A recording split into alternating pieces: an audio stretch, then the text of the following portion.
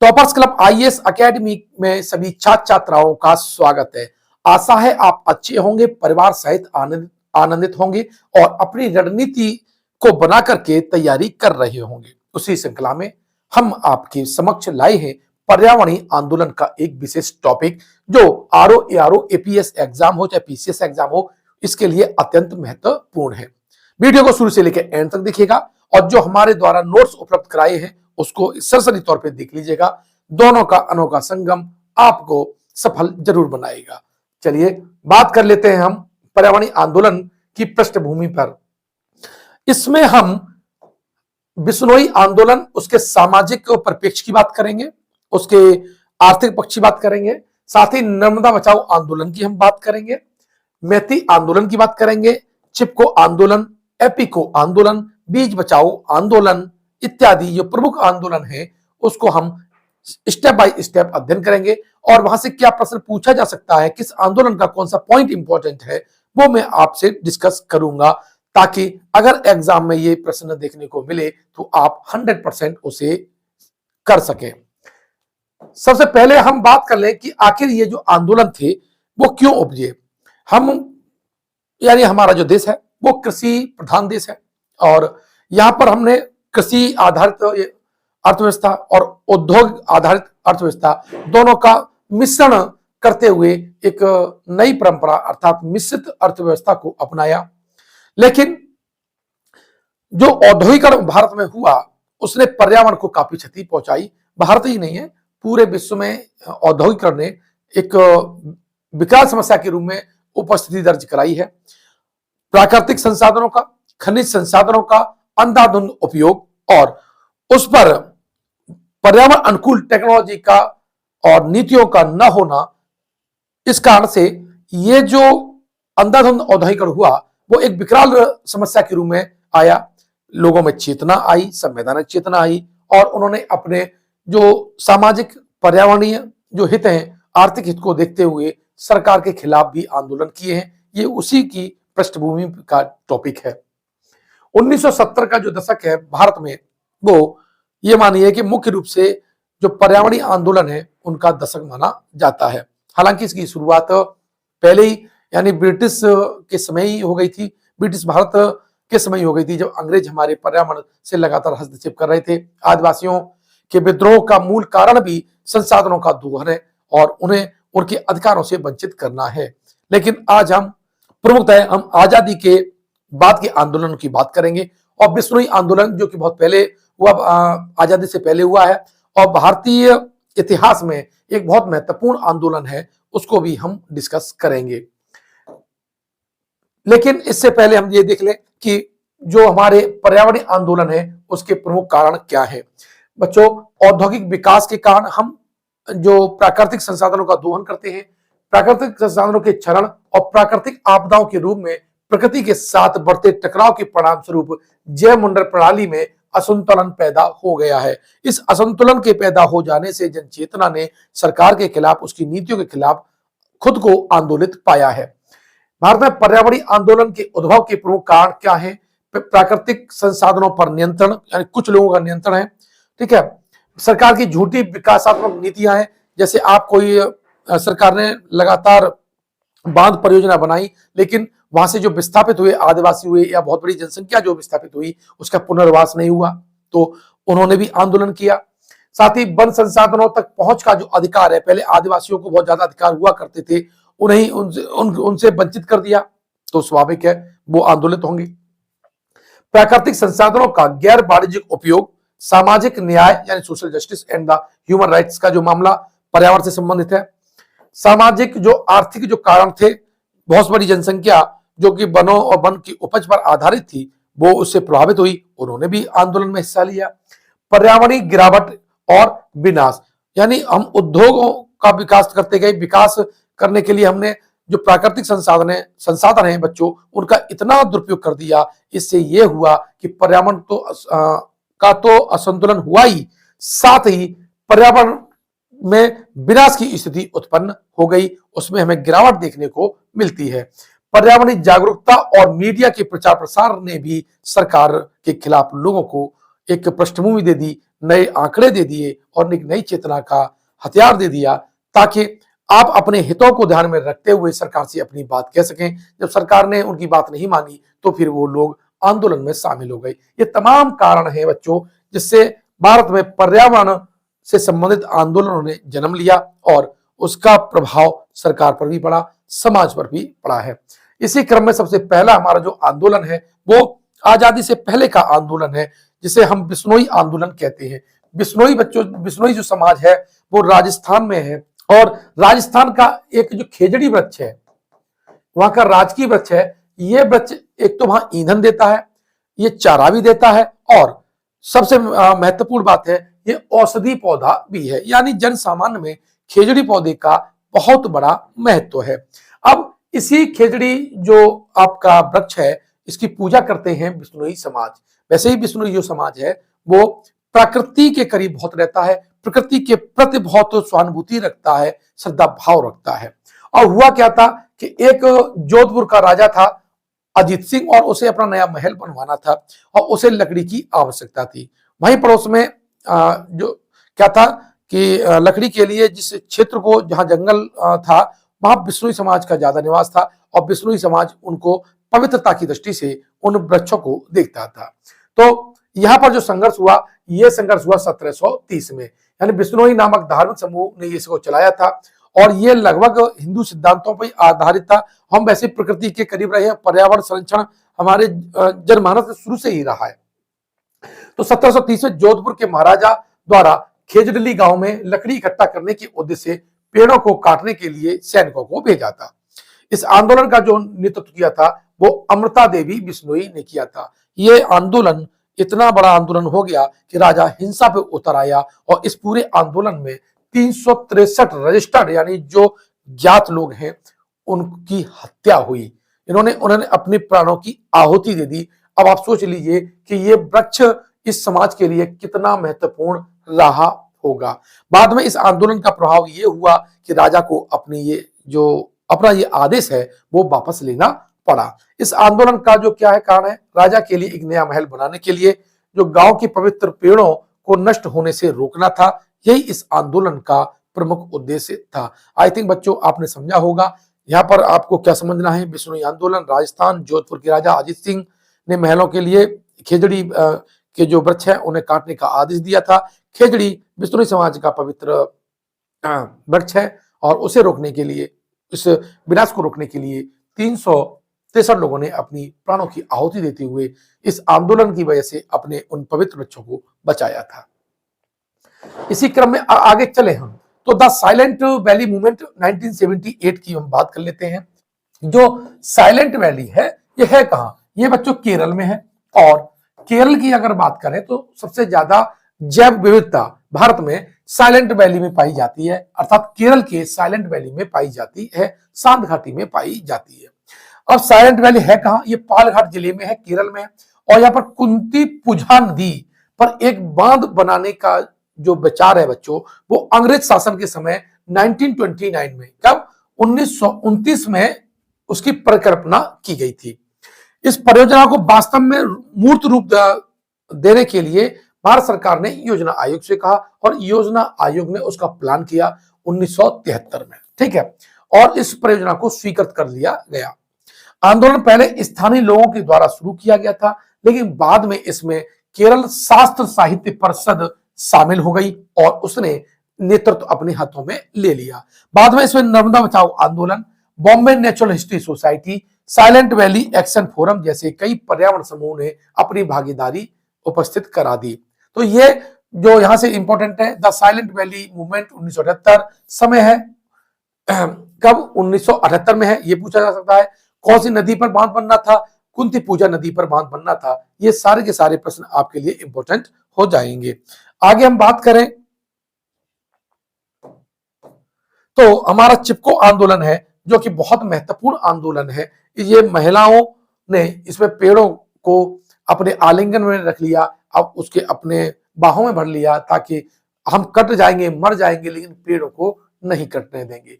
तो ये 1973 का आंदोलन है, चिपको आंदोलन कहा जाता है। कि आप देख रहे होंगे इसमें स्त्रियों ने पेड़ से सट करके, चिपक करके इस आंदोलन को गति दी थी। ये उत्तराखंड का आंदोलन था। इसके नेता चंडी प्रसाद भट्ट और सुंदरलाल बहुगुणा थे। चिपको आंदोलन की शुरुआत 24 अप्रैल 1973 को उत्तराखंड के गढ़वाल मंडल के चमोली जिले में हुई थी। 27 मार्च को चिपको यानी पेड़ों को गले लगाने का फैसला लिया गया था, जिन्हें कुल्हाड़ी से खतरा था। इस तरह से चिपको आंदोलन का जन्म हुआ। हिमालय के जंगलों को बिना से बचाने के लिए ही ये आंदोलन शुरू हुआ था बच्चों। ये इसका उद्देश्य पूछा जा सकता है, इसके नेता पूछे जा सकते हैं और इसकी सन अर्थात वर्ष पूछा जा सकता है। इसी क्रम में आगे बढ़े तो हमारे पास एपीको आंदोलन मिलता है 1983 में। ये भी जो चिपको आंदोलन है बच्चों उससे प्रभावित था। तो जैसे यहाँ चिपको था, बात था एपीको आंदोलन। पश्चिमी घाट के ग्रामीणों के द्वारा चिपको आंदोलन से प्रेरित होकर के इस आंदोलन की पृष्ठभूमि तैयार की थी। हुआ यह था, कर्नाटक के कन्नड़ क्षेत्र में, उत्तरी कन्नड़ क्षेत्र में पश्चिमी घाट में 1983 के दौरान एपीको आंदोलन स्टार्ट हुआ था। इसके पीछे कारण था कि वहां पर पर्यावरण के प्रति काफी नुकसान हो रहा था और जो आपके जो ठेकेदार थे, भूमाफिया थे, लकड़ी काटने वाले लोग थे, उन्होंने अवैध कटान भी करना स्टार्ट कर दिया था। इस आंदोलन का जो नारा था उलिसु बेलुसु मत्तु बलिशु अर्थात बचाओ बढ़ाओ और काम में लाओ। पांडुरंग हेगड़े इसके नेता हैं। पश्चिमी घाट के ग्रामीण के साथ मिलकर के इन्होंने इस आंदोलन को एक नया रूप दिया था। आंदोलन का उद्देश्य की बात करें तो वन विभाग के ठेकेदारों और कातलों के द्वारा पेड़ों को काटने से रोकने के लिए ये आंदोलन का जन्म हुआ। आपने मूवी पुष्पा में देखी होगी, पुष्पा में भी वो अवैध कटान करते हैं। उसी प्रकार कर्नाटक में इन वृक्षों को, जो कीमती वृक्ष होते थे, उन्हें काटने का जो अवैध धंधा चल रहा था उसमें वन विभाग के भी काफी लोग मिले हुए थे। तो ये जो नेक्सस था वो पर्यावरण को काफी क्षति पहुंचा रहा था। तो वहां के लोगों ने इस आंदोलन को जन्म दिया ताकि जिस तरह से उत्तराखंड में चिपको आंदोलन के द्वारा वहां के पर्यावरण को संरक्षण मिला, वहां के वृक्षों को संरक्षण मिला, तो वैसे ही संरक्षण कर्नाटक में यानी उत्तरी कन्नड़ क्षेत्र में पश्चिमी घाट को बचाने के लिए मिल सकता है और ये कामयाब भी हुए थे। इसमें बात करें, नर्मदा बचाओ आंदोलन बहुत महत्वपूर्ण है। जो नर्मदा नदी है वो कहां से निकलती है? ये भारत की बात करें तो अमरकंटक से निकलती है और ये कहां गिर जाती है? ये अरब सागर में गिर जाती है, खंबात की खाड़ी में गिर जाती है। ये पूर्व से पश्चिम बहने वाली, भ्रंश घाटी में बहने वाली प्रायद्वीपी भारत की सबसे लंबी नदी है। नर्मदा भारतीय प्रायद्वीप की प्रमुख नदियों में से एक है। गुजरात में नर्मदा पर एक टर्मिनल जलाशय सरदार सरोवर बांध परियोजना का दायरा वास्तव में नर्मदा जल विवाद का मुख्य मुद्दा था। ये इस आंदोलन का जो वर्ष है बच्चों 1985 में है और नर्मदा नदी पर सरदार सरोवर बांध परियोजना बनाई जानी थी। उसके उपलक्ष्य में जो पुनर्वास से संबंधित समस्याएं थी उससे बहुत बड़ी आबादी प्रभावित हुई भी थी और इसको लीड करते हुए एक नेता उभरी, उनका नाम है मेधा पाटेकर। आप देख रहे होंगे मेधा पाटेकर ने इस आंदोलन को एक नया नेतृत्व प्रदान दिया। बहुत बड़ी आदिवासियों की समय का जो समूह है वो इसमें शामिल हुआ क्योंकि वो डायरेक्ट इस जो परियोजना से प्रभावित हुए और चूंकि उनका पुनर्वास नहीं हुआ था तो उन्हें आवास की और रोजगार की दोनों की समस्या उत्पन्न हो गई थी। तो जो पीड़ित वर्ग था, जो शोषित वर्ग था, वो इस आंदोलन में सक्रिय रूप से भाग लिया। बहुत बड़ी मात्रा में इसमें आदिवासी महिलाओं ने अपना भाग लिया है। इनकी नेता कौन है? नेता मेघा पाटेकर है। तो आई थिंक इस बात को समझ लेंगे कि नर्मदा बचाओ आंदोलन का बच्चों 1985 में है। अब यहाँ हम आगे बढ़े तो हमारे पास एक है जंगल बचाओ आंदोलन और ये 1982 के समय स्टार्ट हुआ और तब एक संयुक्त बिहार की हम बात कर रहे हैं। जो सिंहभूमि जिला है वो वर्तमान में तो झारखंड में है लेकिन पहले वो बिहार में हुआ करता था। अब वर्तमान कहा झारखंड में है और वहां सरकार ने ये फैसला के लिया क्योंकि जो नेता है ना तो अवैध कटान पे ज्यादा ध्यान देते थे क्योंकि उनसे उनको अवैध कमाई होती थी, नंबर 2 की कमाई होती थी। तो उन्होंने ये क्या कहा कि वहां जो साल के वृक्ष थे, बोले साल के वृक्षों को काट करके वहां पर सागौन को लगाया जाना है, यानी साल के जो लकड़ी है उसे बेच देंगे काट करके इस नाम पर और फिर आप जब काटेंगे तो कुछ ना कुछ तो लगाना पड़ेगा। तो एक योजना बना दी कि सागौन जो वृक्ष है वह उगाए जाएंगे। जनता तो बेवकूफ थोड़ी है, सब समझती है। तो सरकार के इस फैसले के खिलाफ एक ये आंदोलन खड़ा हो गया। पर्यावरणविदों ने ये कहा है कि ये राजनीतिक लालच का खेल था और लोक लुभावन वादा था। ये रियलिटी में इसे ग्रीन गेम पॉलिटिकल पॉपुलिज्म कहा जाता है। तो ये प्रश्न कई बार आया है, किस आंदोलन को ग्रीन गेम पॉलिटिकल पॉपुलिज्म की संज्ञा दी जाती है? तो बच्चों वो कौन सा है? जंगल बचाओ आंदोलन। वर्तमान में ये जो कहां पर है सिंह भूमि, वो आपका झारखंड में है। और जब ये आंदोलन 1982 में हुआ था तब वो बिहार है। तो प्रश्न जब आ जाए तो ध्यान रखिएगा, इस बात को समझना है वो किस परिप्रेक्ष्य में पूछ रहा है। आज के परिप्रेक्ष्य में पूछ रहा है तो आपका सिंह भूमि हो जाएगा और झारखंड हो जाएगा। और सीधे लिख दे कि जंगल बचाओ आंदोलन कब शुरुआत हुई, तो 1982 में। कहां हुई? तो बिहार। ठीक है, इस तरह से आपका आंसर को देखना पड़ेगा, प्रश्न का पैटर्न देखना पड़ेगा। अब यह बात करें बच्चों, तो अगला जो है मैती आंदोलन, बहुत प्यारा सा आंदोलन है। ये पहला आंदोलन है जिसमें भावनात्मक रूप से महिलाओं ने और जन समूह ने भाग लिया था। मैती एक भावनात्मक पर्यावरण आंदोलन था। उत्तराखंड में जीव विज्ञान के एक टीचर थे और उनका नाम था कल्याण सिंह रावत। उनकी ये सोच थी कि इस जो चमोली जनपद है वहां पर जो दूल्हा और दुल्हन है, यानी शादी के समय दूल्हा और दुल्हन द्वारा फलदार पौधों का रोपण किया जाता था। यानी मैती का जो अर्थ है बच्चों कि दूल्हा दुल्हन के द्वारा फलदार वृक्षों का रोपण किया जाना था। तो कल्याण सिंह रावत ने इस अच्छी परंपरा को ध्यान में रखते हुए इस आंदोलन को खड़ा कर दिया था। क्या किया था उन्होंने यानी जहां लड़की जन्म से लेकर शादी होने वाली तक अपने माँ बाप के साथ रहती है, जब उसकी शादी होती है तो वो ससुराल अपने मायके में गुजारी यादों के साथ साथ विदाई के समय रोपित पौधे भी की मधुर स्मृति भी ले जाती है। ये एक सांस्कृतिक पहलू था और इसी पहलू को किसने समझा? कल्याण सिंह रावत ने। तो इस भावनात्मक आंदोलन के साथ ये शुरू हुआ और ये पर्यावरण संरक्षण का अभियान बन गया। अर्थात उन्होंने कहा कि जो लड़कियां लगाती हैं वो पर्यावरण के प्रति संरक्षण देती हैं और सरकार को भी इसको ध्यान में देखना चाहिए। तो इस तरह से पूछ लेता है कि मैती आंदोलन कब हुआ? 1994 में हुआ है। कहां हुआ है? ये उत्तराखंड में हुआ है और इसका संबंध भी कहां पर है बच्चों? चमोली जिले से है। अब यहाँ बात करें नवधान्य आंदोलन की, बात करें 1982 में, इसकी जो नेता है वो वंदना सिन्हा है। कौन है? वंदना सिन्हा है। और ये जो आंदोलन था वो वसुधैव कुटुंबकम पर आधारित था और इसका उद्देश्य था कि उत्तर भारत में व्यक्तियों को शिक्षित करना, बीज स्वराज के माध्यम से उन्हें उनके पर्यावरण के प्रति उन्हें जागरूक करना, ताकि बीज जो हैं वो ऐसे बीजों को उपजाएं जो हमारे पर्यावरण के अनुकूल हों, उन्हीं का हम संरक्षण करें। ध्यान रखना, यह जैव विविधता और उसकी विरासत की रक्षा करने से संबंधित आपका आंदोलन था। इसका नेतृत्व वंदना सिन्हा ने किया था। बात करें अगले आंदोलन की, तो चिल्का बचाओ आंदोलन है। चिल्का भारत की सबसे बड़ी लैगून झील है। चिल्का सबसे बड़ी खारे पानी की भी झील है और ये कहां पर है? ये उड़ीसा में स्थित है। भारत की सबसे बड़ी खारे पानी की झील है। वहां 1986 के समय जेबी पटनायक सरकार ने 1400 हेक्टेयर की जो चिल्का का जमीन थी, जहां पर झींगा ज्यादा होता था, झींगा उत्पादन का जो क्षेत्र था, जहां पर बहुत से वहां जो मछुआरे हैं उनका जीवन यापन होता था, वो किसको दे दिया? टाटा समूह को दे दिया।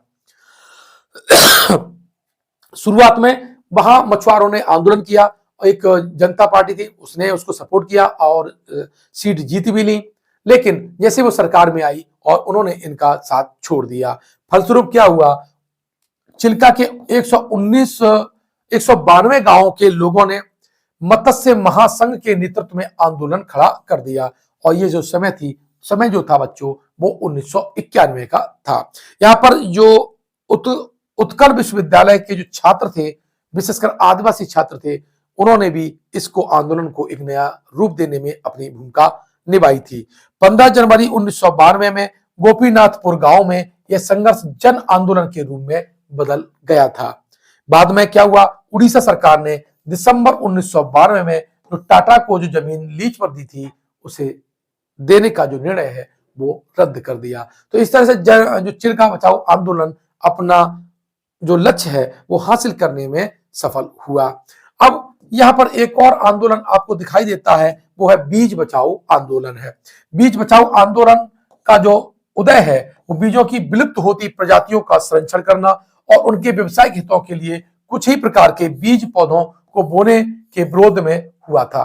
यानी बीज बचाओ आंदोलन है कि देखिए हमारा जो जैविक कृषि है, हम उन जो पर्यावरण हितैषी बीजों का ही उपयोग करें और ऐसा नहीं है कुछ विशेष बीजों का ही हम उपयोग करें जो कंपनी मेड हो। ठीक है, तो इसके खिलाफ ये आंदोलन था। इस अभियान का आरंभ कब हुआ बच्चों? 1990 में हुआ। कब? 1990 में हुआ। और ये गांधीवादी कार्यकर्ताओं के द्वारा शुरुआत इसकी की गई थी, जिसमें धूम सिंह नेगी, कुंवर प्रसून और विजय जरधारी प्रमुख थे। इसका जो क्षेत्र था वो टेहरी और गढ़वाल क्षेत्र था। ठीक है, और विशेषकर आपकी जो हेवल घाटी थी उसमें ये आंदोलन अपने चरम पर पहुंचा था। तो इस तरह से हमने आपको कुछ महत्वपूर्ण आंदोलन बताए।